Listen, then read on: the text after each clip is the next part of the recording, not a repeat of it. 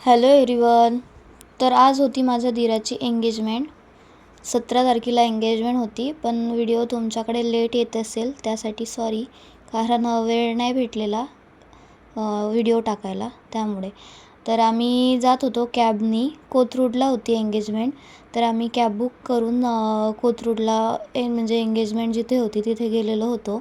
आणि तुम्ही समोर बघा, किती म्हणजे बघू शकता की किती छान असं डेकोरेशन केलेलं होतं. आणि ती माझी दिराणीसुद्धा खूप सुंदर दिसत होती. आणि इथे आमच्याकडे 5 बाया म्हणजे 5 लेडीज मिळून औक्षण करतात. मुलाकडले मुलीचं करतात आणि मुलीकडले मुलाचं करतात. तर मलासुद्धा संधी मिळाली होती की माझ्या देराणीचं अक्षित वगैरे भरायचं होतं मला. तर तुम्ही बघू शकता मी इथे तिची अक्षित वगैरे भरत होती. आणि खूप सुंदर अशी एंगेजमेंट झाली. ते ब्राह्मण गुरुजींनी माझ्या हातामध्ये हार वगैरे दिला होता माझ्या दिराणीला घालायला, पण आमच्याकडे नसते घालत, कारण ब्राह्मण इकडलं पुण्यामधले होते. तर त्यांना आमच्या रीती काही माहिती नव्हत्या, त्यामुळे थोडा इश्यू म्हणजे प्रॉब्लेम झाला होता. इश्यू वगैरे नाही, पण प्रॉब्लेम थोडा झाला होता. आणि बाकी सगळं तर व्यवस्थित झालेलं होतं. आणि इथे एंगेजमेंट सेरेमनी चालू झाली होती.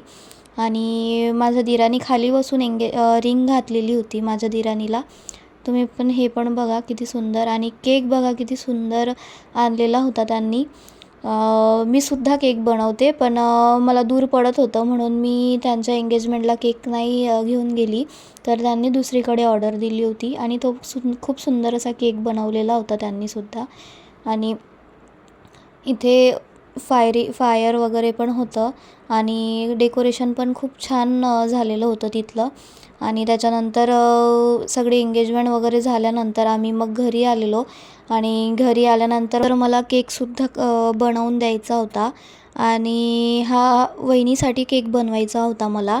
त्यांनी मला खूप दिवसाची ऑर्डर देऊन ठेवली होती की, आणि मी पण त्यांना बोलली होती की वहिनी तुम्हाला लागेल केक तर मला सांगा. तर त्यांनी मला खूप दिवसाची ऑर्डर देऊन ठेवली होती की 17 तारखेला माझा बर्थडे येतो आहे, तर तू 17 तारखेला मला केक बनवून दे. आणि मी सुद्धा घरी येऊन त्यांना केक वगैरे बनवून दिलेला. आणि आम्ही रात्री त्यांच्याकडे घेऊन गेलो होतो आणि त्यांच्याकडे आम्ही सेलिब्रेटसुद्धा केला होता बर्थडे. आणि बोलले आम्ही चॉकलेट फ्लेवरशिवाय कुठलाच फ्लेवर खात नाही, तर तू तुझ्या मताने बनव. तुला चॉकलेट बनवायचा असेल किंवा दुसरा काही बनवायचा असेल तर तू बनवू शकतेस. तर मी बोलली त्यांना की नाही, चॉकलेट तर तुम्ही नेहमीच खाता, पण आपण काहीतरी नवीन ट्राय करूया. मी तुम्हाला नवीन फ्लेवर काहीतरी बनवून देते. तर मी इथे बनवला होता त्यांच्यासाठी मिक्स फ्रूट फ्लेवरचा केक. आणि मिक्स फ्रूट फ्लेवरचा बनवला होता.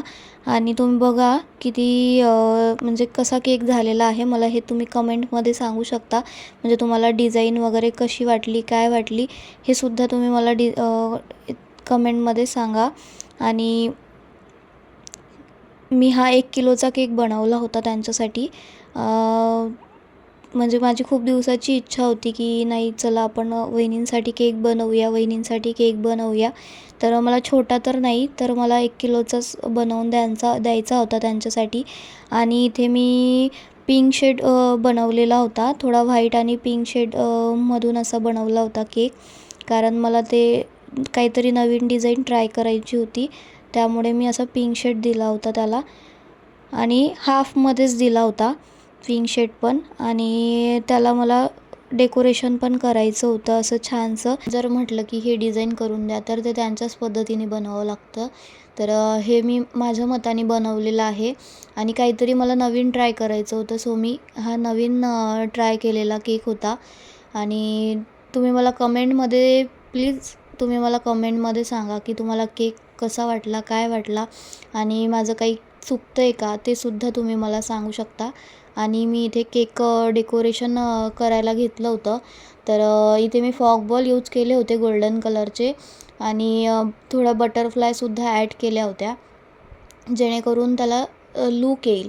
आणि गोल्डन पेपर जे असतं ना, ते सुद्धा त्याला लावलेलं होतं, म्हणजे जेणेकरून केक आणखी उठून दिसला पाहिजे आपला.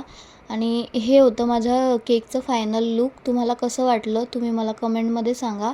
आणि त्याला थोडं शुगर बॉलनी वगैरे सुद्धा डेकोरेशन केलं होतं मी. आणि फाउंडंटनी नाव काढून घेतलं होतं अंकिता वहिनींचं. अंकिता नाव आहे वहिनींचं, तर ते फाउंडंटनी मी काढून घेतलं होतं आधीच. आणि मी ते आता लावलंसुद्धा त्याच्यावर. आणि मला सांगा फायनल लूक तुम्हाला कसं वाटलं आहे त्याचं, त्या केकचं. मग आम्ही वहिनींच्या घरी केक घेऊन गेलेलो आणि तुम्ही बघू शकता किती छान सेलिब्रेट केलं आणि अनया पण किती खुश झाली होती. Thanks for watching. Shri Swami Samarth.